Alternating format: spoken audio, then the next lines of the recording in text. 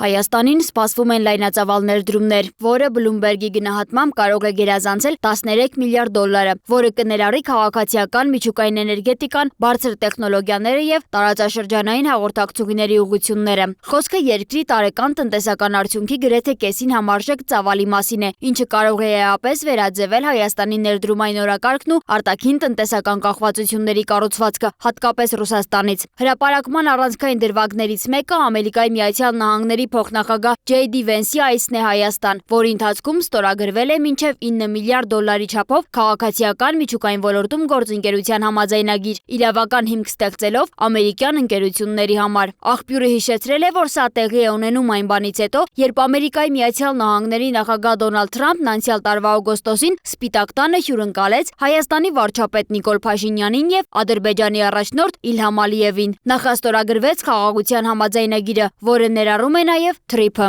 Թուրքիան էլ իր հերթին ունենալով պաշտպանական պայմանագիր Ադրբեջանի հետ քայլեր է ձեռնարկում Հայաստանի հետ 1993 թվականից փակ սահմանները բացելու եւ Խորհրդային Միության փլուզումից հետո առաջին անգամ դիվանագիտական հարաբերություններ հաստատելու ուղղությամբ։ Միաժամանակ Եվրամիությունը շարունակում է խորացնել կապերը Երևանի հետ, հաշվի առնելով, որ Հայաստանը հայտարարել է ԵՄ անդամակցությանը միտված ծրագրերի մասին։ Բլումբերգի տվյալներով 2031 թվականին մարվող Հայաստանի դոլարային պարտատոմսերի եկամտաբերությունը նվազել է 4 բազային կետով, հասնելով վերջին 3 ամսվա ամենացածր մակարդակին։ Նշվում է նաև, որ ատոմային ոլորտում գործակցության համաձայնագիրը իրավական հարթակ է ձևավորում ամերիկյան ընկերությունների համար Հայաստան ատոմային տեխնոլոգիաներ արտահանելու եւ խորհրդային շրջանի Մեծամորի ատոմակայանը փոխարինելու նախագծերում մրցակցելու նպատակով։ Արհեստական բանականության ոլորտում խոշոր նախաձեռնություն է ձևավորվում ամերիկյան Firebird ընկերության եւ Nvidia Corporation-ի գործակցությամբ։ Ծրագրի նպատակն է մինչև 2026 թվականի դեկտեմբերը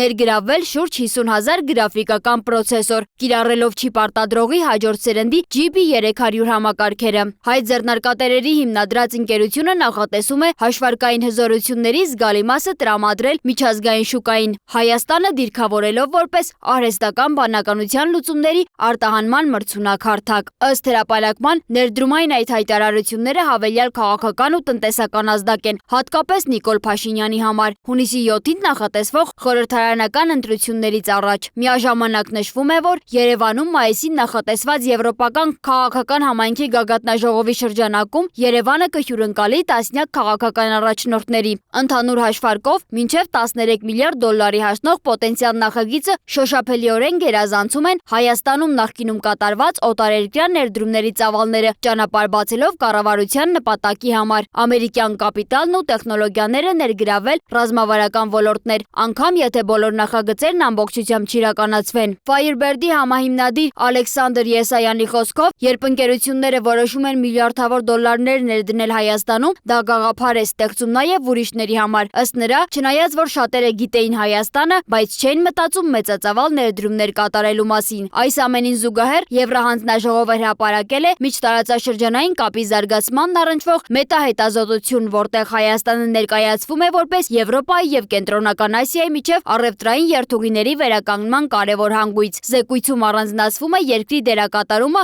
Անդրկասպյան տրանսպորտային միջանցքում, որը միավորում է Եվրոպան, Հարավային Կովկասը, Թուրքիան եւ Կենտրոնական Ասիան, ստեղծելով բեռնափոխադրումների այլընտրանքային ուղղություններ։ Փաստաթղթում նշվում է, որ Սյունիքով երկաթուղային հաղորդակցության հնարավոր վերականգնումը որպես միջանցքի վրացական հատվածին այլընտրանք կարող է զգալիորեն ուժեղացնել տարածաշրջանային փոխկապակցվածությունը։ Փորձագիտական գնահատմամբ Ադրբեջան-Հայաստան-Թուրքիա երթուղին տեսականորեն կարող է կրճատել փոխադրման ժամկետը մինչև 25%-ով համեմատած գործող Բաքու-Թբիլիսի կարտ երթուղու հետ։ Սոնա Գիշյան, Free News, Ազատ լուրեր։